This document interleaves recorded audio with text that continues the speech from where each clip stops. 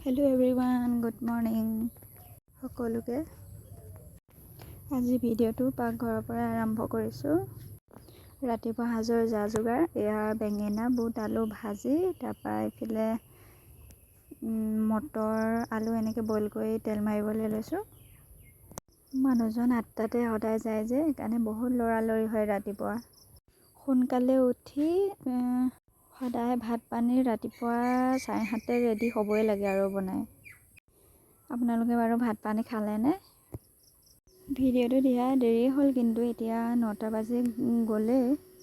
মানুহজনৰ কাৰণে সদায় সোনকালে ৰেডি কৰিব লগা হয়। মই কিন্তু সোনকালে ভাত নাখাওঁ দেই। মই 9টাৰ পৰা 10টাৰ ভিতৰত খাওঁ। কেতিয়াবা যদি চাহ অকণমান খাই দিওঁ, তেতিয়াতো 11টা বাজি পাৰ হৈ যায়, তেতিয়াহে ভাত খাওঁ।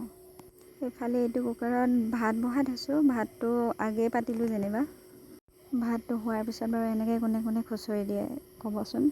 মই কিন্তু ভাতখিনি এনেকৈ খুচৰি নিদিলে শান্তিয়ে নাপাওঁ, আৰু সোনকালে ঠাণ্ডাও কৰি দিব লাগে যে, 7:30টাতে খাই বৈ আজৰি হ'বই লাগে।